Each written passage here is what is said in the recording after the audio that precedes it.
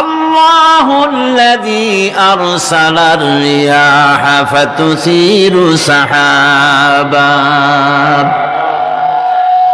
বাষ্প হয়ে পানিগুলি আকাশে উত্থিত হয় এবং মহাকাশে যাওয়ার পর এই পানিগুলি, লবণাক্ত পানিগুলি আল্লাহর মেশিনে সেগুলি মিষ্টি হয়ে যায়। জোরে কোন সুবহানাল্লাহ। পানিগুলি মিষ্টি হয়ে গেল। ওই মিষ্টি পানি আল্লাহ রাব্বুল আলামিন নাজিল করে দিলেন। এবার বৃষ্টি কণা কণা হয়ে পড়লো, ফোঁটা ফোঁটা বৃষ্টি। আল্লাহ খুঁজে দেখলেন বৃষ্টির ফোঁটাগুলি পৃথিবীর প্রতিটি কণা তালাশ করে তৃষ্ণার্ত কণাগুলিকে আল্লাহ পাক ভিজায় দিলেন। সেই জন্য তার নাম হলো রব। তিনি হচ্ছেন রব, প্রয়োজন মিটান। পানি সবচেয়ে প্রয়োজন বেশি, সেই পানি আল্লাহ পাক এভাবে সরবরাহ করলেন। জমিনের চারিদিকে নদী নালা রেখেছেন, জমিনকে আর্দ্র করেছেন, জমিনের ভিতরের পানি মিষ্টি করেছেন। টিউবওয়েল মারলে পরে, পাম্প করলে পরে ভিতর থেকে মিঠা পানি আল্লাহ পাক বের করে দেন। সুবহানাল্লাহ। এই মিষ্টি পানির ব্যবস্থা করেছেন। এরপরে তিনি ওই আল্লাহ পাক মিষ্টি পানির ব্যবস্থা করে বৃষ্টির মাধ্যমে পৃথিবীতে ফসল উৎপাদনের ব্যবস্থা করে দিলেন। পাক কোরআনে কারীমের মধ্যে বলেছেন, ওয়াজআলনা মিনাল মাই কুল্লা শাইইন হাই। পানি দ্বারাই আমি সব বস্তুকে সজীব রাখি। বৈশিষ্ট্যের দিক থেকে পানির রয়েছে অনেক গুণ, আশ্চর্য গুণ। পৃথিবীর ৭৫% হচ্ছে পানি। আকাশ থেকে অর্থাৎ চাঁদ থেকে যখন চাঁদে ভ্রমণকারীরা যখন ছবি তুলেছে, তো সেই ছবিতে ব্লু রং এসেছে বেশি, সবুজ এসেছে কম। সবুজ হলো গাছপালা, আর ব্লু হচ্ছে পানি। সমুদ্রের পানির রং হচ্ছে নীল। মানুষের শরীরের ভিতরে ৬০% পানি, গাছের মধ্যে রয়েছে পানি। পানি ছাড়া পৃথিবীর বাঁচার কোনো পথ নাই। আবার দেখেন, প্রচন্ড শীতের কারণে, ঠান্ডার কারণে যেসব এলাকায় তাপমাত্রা হিমাঙ্কের নিচে এসে যায়, সেই সব দেশে সমুদ্রের পানি আর দরিয়ার পানিগুলি বরফ হয়ে যায়। এই বরফ যখন হতে থাকে, তখন পানি তার নিজের তাপকে নিচের দিকে ছুটতে থাকে।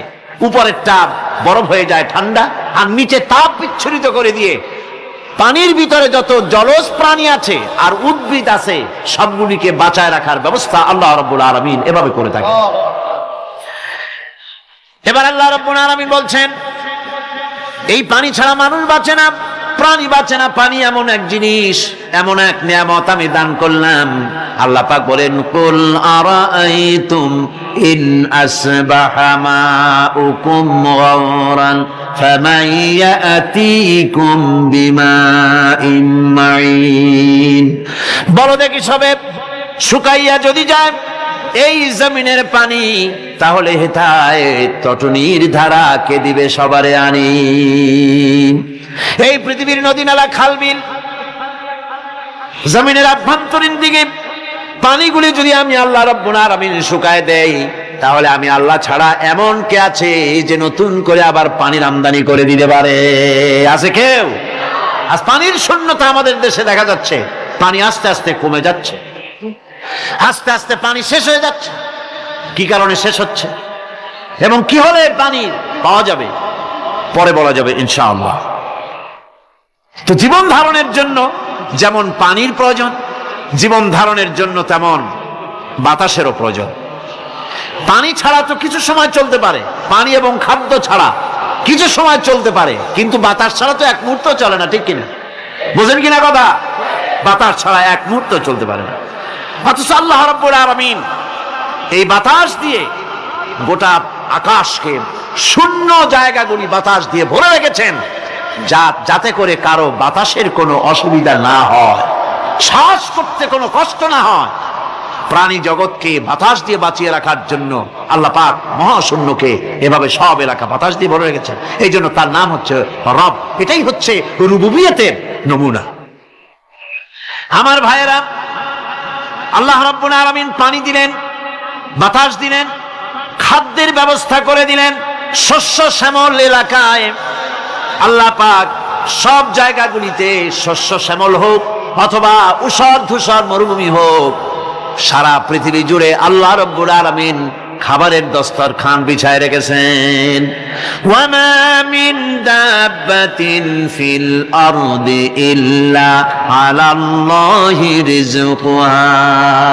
এই পৃথিবীর বুকে এমন কোন বিচরণশীল জীব নাই যেই জীবের রিজকের দায়িত্ব আমি আল্লাহ আমার নিজ হাতে গ্রহণ করি নাই। জোরে বলেন সুবহানাল্লাহ। সব রিজেক আমি ছড়ায় রেখেছি বিশ্বজুড়ে সর্বত্র।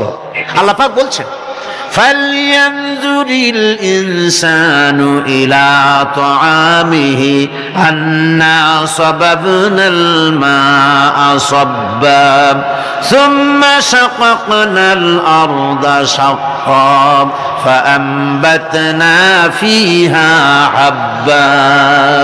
আল্লাহ পাক বলছেন মানুষের উচিত নিজ খাদ্যাদির দিকে লক্ষ্য করা, নিজের খাদ্যের দিকে লক্ষ্য করা। যেহেতু এই খাদ্য প্রতিদিন তার সামনে আসে, এদিকে তার লক্ষ্য করা উচিত। আমি কিভাবে আমি প্রথমে জমিনের উপরে পানি বর্ষণ করি, পরে জমিনকে দীর্ণ বিদীর্ণ করি, এরপরে জমিনের ভিতরে উর্বরা শক্তি আমি দান করি। কে বলতেছেন এই কথা? আল্লাহ পাক বলছেন। এরপরে আমি নানান জাতের ফসল ফলন তোমাদের জন্য আমি দান করে দেই। খাদ্যের দিকে নজর করতে এই জন্য আল্লাহ পাক বলেছেন মানুষ চতুর্দিক থেকে তো চোখ ফিরাতে পারে, মুখ ফিরাতে পারে, কিন্তু খাদ্যের দিকে তার নজর করতেই হয়। সকালে, দুপুরে, বিকালে, রাত্রে সব সময় তার সামনে খাবার আছে। আল্লাহ পাক বলেন খাবারের দিকে একটু নজর করো, কেমন ভাবে কি সুন্দর করে খাবারগুলি তৈরি করে দিয়েছি, শুরু কিভাবে হলো, পরিপক্ক কিভাবে হলো, সেদিকে তোমরা লক্ষ্য করো। সে লক্ষ্য তো করা নাই, সমানে খায়, বিসমিল্লাহ বলে না, আলহামদুলিল্লাহ বলে না, পাইকারি দরে খাইতেই থাকে। আল্লাহ পাক বলছেন খাদ্যাদির দিকে লক্ষ্য করো। এই যে চাউল তোমরা খাচ্ছ, আটা খাচ্ছ, গম খাচ্ছ, মাছ খাচ্ছ, গোশ খাচ্ছ, তাম পৃথিবীর সমস্ত বিজ্ঞানীরা একত্রিত হয়ে একটা চাউল বানাইতে পারবে? জোরে কোন পারবে? না পারবে। পারবে প্লাস্টিকের চাউল খাবে আর কলেরা হয়ে মরবে। পৃথিবীর সমস্ত বিজ্ঞানীরা একত্রিত হয়ে একটি চাউল বানাতে পারবে না, একটা ডিম বানাতে পারবে না। পারবে একটা ডিম বানাতে? পারবে না। বিজ্ঞানীদের প্রশংসা আমরা করি, হ্যাঁ করি, বিজ্ঞানীরা অনেক কিছু বিশ্বকে উপহার দিয়েছে, কিন্তু মূল রবের কাছে আমরা যাই না, তাকে চিনতেও পারি না, সেখানে যাই না। বিজ্ঞানীরা কি করেছে? আল্লাহর বানানো জিনিসগুলি তারা ডিজাইন করেছে। ডিজাইন করতে তো নিষেধ নাই, আর ডিজাইন করাই যায়, সৃষ্টি করতে পারে না। বিজ্ঞানীরা সৃষ্টি করে নাই, ডিজাইন করেছে। কিরকম? আল্লাহ পাক চাউল তৈরি করেছেন। চাউল তৈরি করেছে কে? বলেন না সবাই। এখন আপনারা সেই চাউল দিয়ে পিঠা বানান, পায়েস বানান, সেই চাউল দিয়ে ভাপা পিঠা, আরো কি যেন খায় চট্টগ্রামে রস দিয়া, ওটা কি কয়? ধুই পিঠা নাকি? ধোঁয়া পিঠা। সেইভাবে করে আপনি ডিজাইন তৈরি করছেন। আটা দিচ্ছে, আল্লাহ পাক আটা তৈরি করেছেন, গম দিয়েছেন, এই আটা দিয়ে গোলগোল্লা তৈরি হচ্ছে, এর দ্বারা রুটি তৈরি হচ্ছে, এর দ্বারা অসংখ্য রকমের সিমাই টিমাই ইত্যাদি দিয়ে, লাচ্ছা সিমাই, নানান রকমের সিমাই আপনি ডিজাইন করেন, অসুবিধা নাই। আল্লাহর তৈরি করা কাঠ দিয়ে ফার্নিচার তৈরি হচ্ছে, টেবিল হচ্ছে, চেয়ার হচ্ছে, গোষ্ঠী শুদ্ধ হচ্ছে। আল্লাহর তৈরি করা লোহা দিয়ে মাইক হচ্ছে, স্ট্যান্ড গান হচ্ছে, ব্রেন গান হচ্ছে, তারপরে প্লেন হচ্ছে। তাহলে আমি বলতে চাইলাম, বুঝাতে চাইলাম, সমস্ত জিনিস এর স্রষ্টা কে? জোরে বলেন কে? বিজ্ঞান শুধু এগুলিকে এক জায়গায় করে অ্যাসেম্বল করেছে, এগুলিকে এক জায়গায় করে এক একটা রূপ দিয়েছে। এখানে বিজ্ঞানের কৃতিত্ব আছে ঠিক, কিন্তু আপনারাই বলেন লোহা যদি আল্লাহ তৈরি না করতেন এই মাইক তৈরি হতো? রাইফেল তৈরি হতো? আর রাইফেল যদি নাই হতো তাহলে কারাগারের বন্দীগুলো মারতেন কি দিয়ে? রাইফেল যদি না হতো যুদ্ধ করতেন কি দিয়ে? ঠিক কিনা? যত মারামারি ইত্যাদি যা কিছু হচ্ছে, তো শুধু মারামারির জন্যই তো আল্লাহ লোহা বানান নাই। লোহার সবচাইতে বড় প্রয়োজন হচ্ছে জমিন কর্ষণ করা, জমিন চাষ করা। এই জমিন চাষের জন্য লাঙ্গল দরকার, শাবল দরকার, খন্তা দরকার, কোদাল দরকার। এই লোহার দামকেও আল্লাহ পাক এত লোহা বেশি দিয়েছেন, যার জন্য লোহার দাম কম। সোনা কম দিয়েছেন, যেহেতু সোনার প্রয়োজনীয়তা কম, লোহার প্রয়োজনীয়তা বেশি, এই জন্য লোহা বেশি দিয়েছেন, দামটা কমে গেছে, যার জন্য আপনার আমার জন্য কিনে ব্যবহারটা সহজ হয়েছে। কথা ঠিক কিনা? বন্ধুগণ, আল্লাহ রাব্বুল আলামিন এইভাবে করে মানুষের রুবুবিয়াতটা, আল্লাহ পাকের রুবুবিয়াত হচ্ছে এই, তিনি মানুষকে সুন্দর করে সৃষ্টি করে যা কিছু প্রয়োজন সবকিছু খাওয়াচ্ছেন, দিচ্ছেন। সে আল্লাহ পাক প্রশ্ন করছেন, কুল মান ইয়ারযুকুকুম মিনাস সামাই ওয়াল আরদ আম্মান ইয়ামলিকুস সামআ ওয়াল আবসারা ওয়া মান ইয়াখরুজুল হাইয়্যা মিনাল মাইয়িতি ওয়া ইউখরিজুল মাইয়িতা মিনাল হাইয়্য। আকাশের প্রশস্ত বুক থেকে এবং জমিনের এই প্রশস্ত বুক থেকে কে রিজিক, তোমাদের খাদ্যকে উৎপাদন করে? কে নির্জীব থেকে সজীবকে বের করেন, আর কে সজীবকে নির্জীবে পরিণত করেন? তিনি কে? তিনি হচ্ছেন আল্লাহ পাক। আল্লাহ পাক বলছেন, এই প্রশ্ন যদি তাদেরকে করা হয় তো তারা কি বলবে? আল্লাহ পাক বলেন, ওয়ামান ইউদাব্বিরুল আমরা ফাসায়াকুলুনা আল্লাহ ফাকুল আফালা তাত্তাকুন। হে নবী, এদেরকে প্রশ্ন করুন, এদেরকে যদি প্রশ্ন করা হয় এই পৃথিবীর সুন্দর পরিচালনা পদ্ধতি কে করেন, তাহলে তারা এক কথায় বলবে, নিজের থেকেই বলবে আল্লাহ। কে করছেন? সবকিছু আল্লাহ। আল্লাহ পাক বলেন, নবী তাহলে তাদেরকে বলেন, এ কথা জানার পর, এ কথা বোঝার পরেও কেন তারা ঔদাসীন্যতা দেখাচ্ছে, কেন তারা গাফিল হয়ে যাচ্ছে, কেন তারা আল্লাহ পাককে ভয় করে তার পথের অনুসারী হচ্ছে না? যে আল্লাহ রাব্বুল আলামিন এত কিছু করছেন, তিনি তার পরিচয় সম্পর্কে বলে দিচ্ছেন, ফাযালিকুমুল্লাহু রাব্বুকুমুল হক ফামাযা বা'দাল হক ইল্লাদ দালাল। নিশ্চয়ই এসবের মূলে রয়েছেন তোমাদের রব, আমাদের আল্লাহ, আমাদের রব। সুতরাং উজ্জ্বল সত্য প্রকাশিত হওয়ার পর গোমরাহি ছাড়া আর কিছুই বাকি থাকে না। সুতরাং যারা সত্যের পথের অনুসরণ করতে চায়, রবকে চিনতে হবে, আল্লাহ পাককে জানতে হবে এবং তাকে অনুসরণ করতে হবে, তাকে রব হিসাবে চিনতে হবে। আমার বন্ধুগণ, এটা হচ্ছে সেই রুবুবিয়াত ইলাহি যার দিকে হযরত মুসা আলাইহিস সালাম ইঙ্গিত করেছিলেন ফিরআউন যখন তাকে প্রশ্ন করেছিলেন, ফামান রাব্বুকুমা ইয়া মুসা। হে মুসা, তোমাদের দুজনের রব কে? তোমাদের রব, তোমাদের প্রভু কে? তিনি জবাব দিলেন, রব্বুনাল্লাযী আ'তা কুল্লা শাইইন খালকাহু সুম্মা হাদা। রব হচ্ছেন আমাদের তিনি, যিনি নাকি আমাদের প্রতিপালক, আমাদেরকে সৃষ্টি করেছেন এবং আমাদেরকে হেদায়েত দিয়েছেন, সঠিক পথের দিশা দিয়েছে।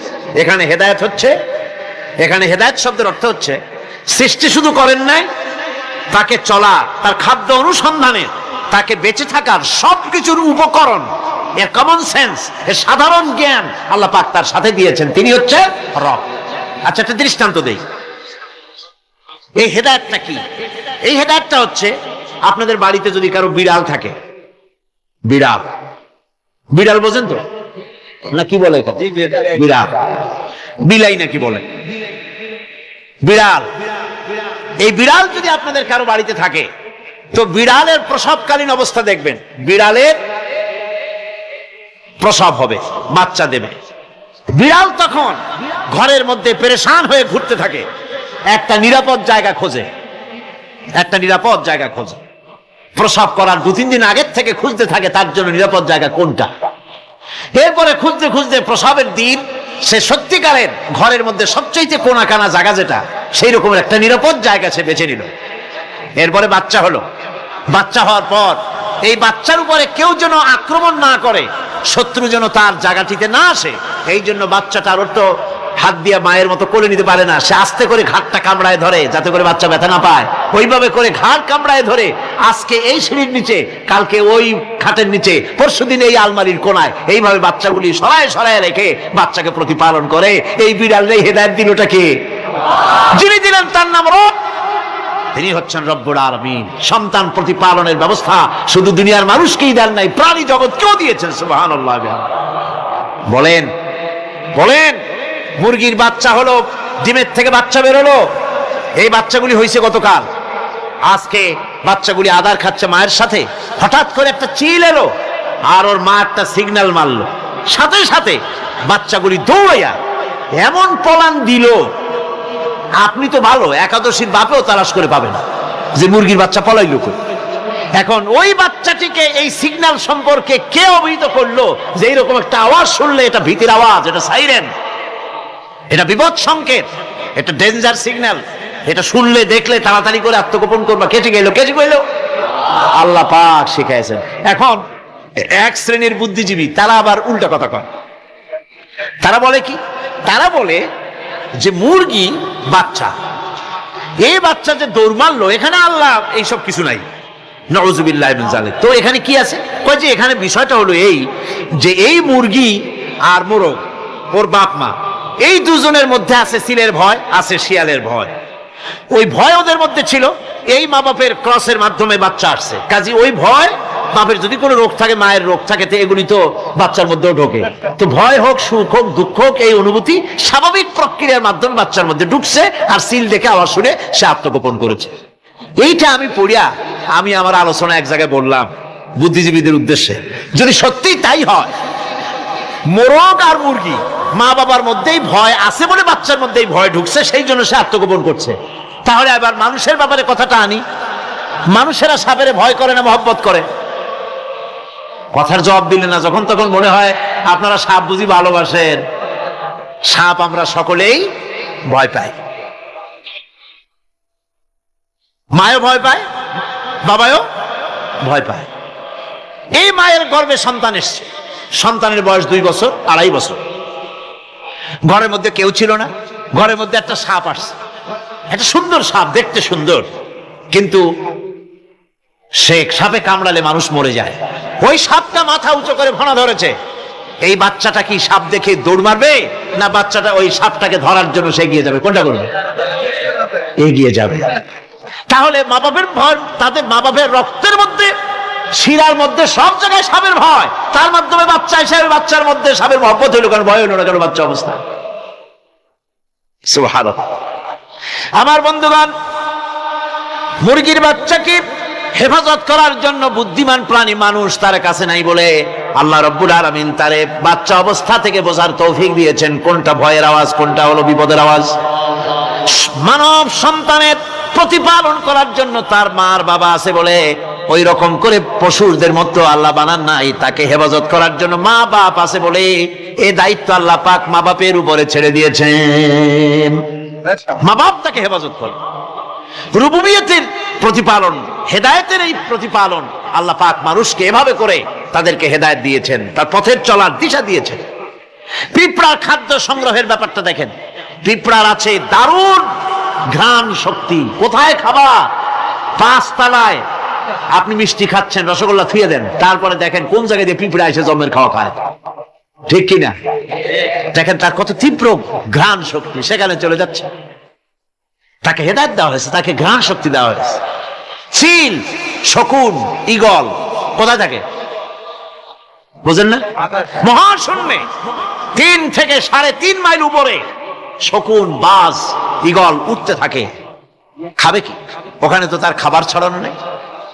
আল্লাহ হচ্ছেন এমন রব, আমাদের স্রষ্টা হচ্ছেন এমন রব, যিনি ওই চিল, বাজ আর শকুন মহাশূন্যে যেগুলি উড়ে বেড়ায়, ওদেরকে আল্লাহ পাক এমন তীব্র দৃষ্টি শক্তি দান করেছেন, 3 মাইল উপর থেকেও ছাগল মুরগি মরা দেখলে ওখান থেকে এসে ঝাঁপায় পড়ে তা খেতে পারবে। তাকে দেওয়া হচ্ছে দৃষ্টিশক্তি।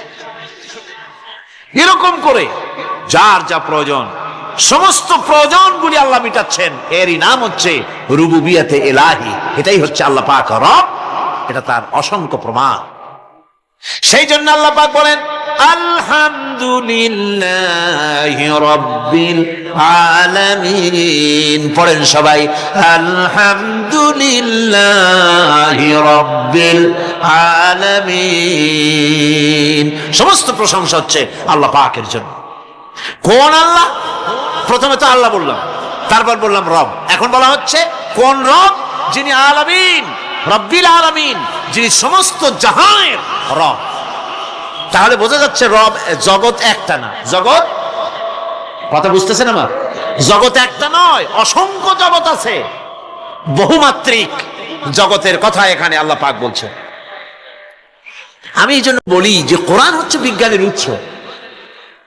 কোরআন বিজ্ঞানের কি? বিজ্ঞানের আবিষ্কার যত বাড়বে, বিজ্ঞান চিরটা কাল কোরআনের কাছে ভিক্ষার হাত দিয়ে এতিমের মতো দাঁড়ায় থাকবে কিয়ামত পর্যন্ত। আজ পৃথিবীর বিজ্ঞানীরা বলছেন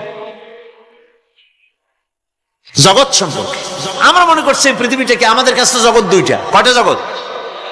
একটা জগৎ হলো এইটা, ইহ জগৎ আর পরজগৎ, এছাড়া আর কিছু জানি না। এই দুইটাই জগৎ আমাদের কাছে। এখন দেখেন বিজ্ঞানীরা কি বলছে। বিজ্ঞানীরা বলছেন সৌরজগতে শুধু আমাদের সৌরজগৎটাই শেষ না, অসংখ্য সৌরজগৎ আছে মহাশূন্যে, অসংখ্য সৌরজগৎ। পৃথিবীর প্রতি 4 বিলিয়ন মানুষ যদি এক একটা সৌরজগৎ দখল করে,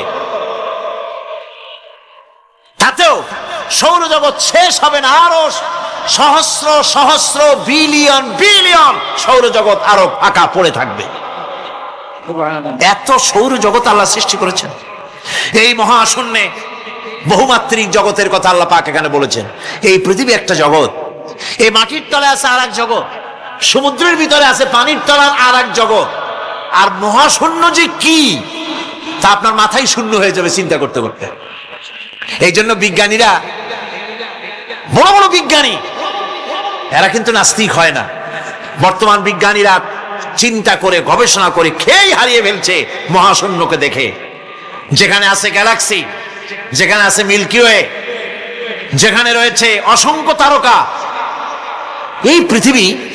এই পৃথিবীটা মহাশূন্য আল্লাহ যেভাবে তৈরি করেছেন, সেই তুলনায় এই পৃথিবী একটা মার্বেলের চাইতে খুব বেশি একটা বড় কিছু হয় বলে মনে হয় না। পৃথিবী যদি হয় একটা মার্বেলের মতো, তাহলে আমরা যে মানুষ, আমাদের অস্তিত্ব কোথায় চিন্তা করেন। এবার মহাশূন্যে চলেন। মহাশূন্য সে কি বিশাল মহাশূন্য! একটা তারকা থেকে আর একটা তারকায় যদি যেতে হয়, তাহলে সহস্র সহস্র বিলিয়ন বছরের দরকার হবে। কি বছর? এ দুনিয়ার বছর না, আলোকবর্ষ, লাইট ইয়ার। আলো চলে প্রতি সেকেন্ডে কত? 1,86,000 মাইল। এই 1,86,000 মাইলের সেকেন্ড, এর মিনিট, এর ঘন্টা, এর দিন, এর মাস, এর বছর, এই আলোকবর্ষ। সহস্র সহস্র আলোকবর্ষ পার হয়ে যাবে এক তারকা থেকে আর এক তারকায় পৌঁছানো সুকঠিন। এ ধরনের অসংখ্য তারকা আল্লাহ পাক তৈরি করে রেখেছেন। সূর্য হচ্ছে পৃথিবীর চাইতে 13 লক্ষ গুণ বড়। এরকম সূর্য বিজ্ঞানীরা এখন বলছে, আগে বলতো 1 কোটি সূর্যের চাইতে বড় তারকা, এখন বলতেছে এই রকমের পৃথিবীর চাইতে 13 লক্ষ গুণ বড় যে সূর্য, এরকম 3 কোটি সূর্য খাইয়ে ফেলাইতে পারে। এরকম সহস্র সহস্র তারকা এক একটা গ্যালাক্সির ভিতরে আল্লাহ পাক তৈরি করে রেখেছেন। এখন মনে হচ্ছে যে এই তারকাগুলি বড় না, এই তারকাগুলির চাইতে আবার বড় জিনিস কি, সেটাকে বলা হয় ব্ল্যাক হোল। সেটাকে বলা হয় ব্ল্যাক হোল, অন্ধকার কূপ। ব্ল্যাক হোল আবার ম্যানহোল বুঝবেন না, কিন্তু ম্যানহোলের ঢাকনা চুরি হয় যেমন। তবে একটা দৃষ্টান্ত আপনি বুঝতে পারেন, রাস্তায় রাস্তায় যেমন অসংখ্য ম্যানহোল আছে, ওই রকম করে মহাশূন্যে অসংখ্য ব্ল্যাক হোল আছে, একটা দুইটা না, অসংখ্য। এই ব্ল্যাক হোল আবার দেখা যায় না, অদৃশ্য ব্ল্যাক হোল। এই ব্ল্যাক হোলগুলো কি? এগুলি কোরআনে কারীমের মধ্যে আল্লাহ পাক বলেছেন, ফালা উকসিমু বিমাওয়াকিন নুজুম, ফালা উকসিমু বিমাওয়াকিন নুজুম, শপথ সেই পতন স্থানের যেখানে নক্ষত্র সমূহ ধ্বংস হয়ে যায়, ধ্বংসপ্রাপ্ত হয়, কসম সেই স্থান সময়ের। সুবহানাল্লাহ। এই অন্ধকার কূপের, এই অন্ধকূপের কসম করছেন আল্লাহ পাক। সে অন্ধকূপটা কি? সেই ব্ল্যাক হোলটা কি?